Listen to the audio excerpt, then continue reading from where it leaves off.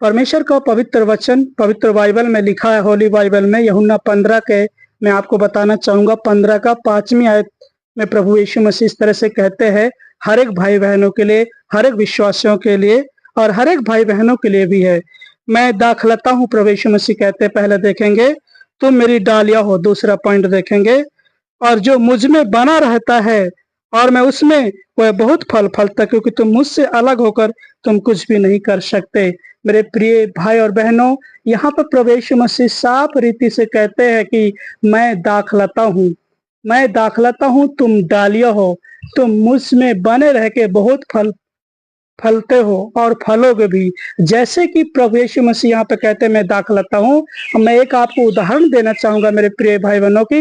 एक पेड़ होता है और उसकी जो लंबी जमीन में, जो गहरी जमीन में लगा होता है और उसकी जड़ बहुत दूर दूर तक फैली होती है और वो पेड़ बहुत बड़ा होता है, बहुत बड़ा होता है और उसकी शाखाएं जो है बड़े बड़े होती है और वो दाखलता में वो लगी होती है, शाखला तो वो पेड़ में लगी होती है। अगर वो पेड़ से अलग हो जाए वो डालियां, तो उसमें फल नहीं लगेंगे, न वो पत्ते हरे रहेंगे, परंतु मुरझा जाएंगे। इसी तरह प्रभु यीशु मसीह यहाँ पर कहता है कि मैं सच्ची दाखलता हूँ, तुम मेरी डालियां हो, और कहता कि तुम मुझ में बने रह के बहुत फल फलोगे।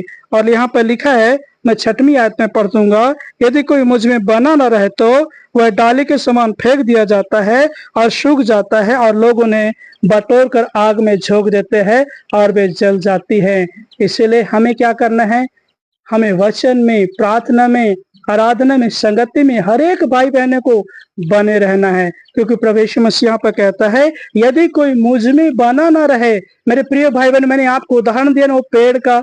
यदि पेड़ में अगर डाली ना बनी रहे, वो शाखाएं ना बनी रहे, तो ना उसमें फल लगेंगे, ना उनके पत्ते हरे भरे रहेंगे। इसी तरह इंसान का जीवन है, इसी तरह मनुष्य का जीवन है। उस परमात्मा प्रभु यीशु मसीह के वचन में, प्रार्थना में, आराधना में, उसकी संगति में, उद्धारकर्ता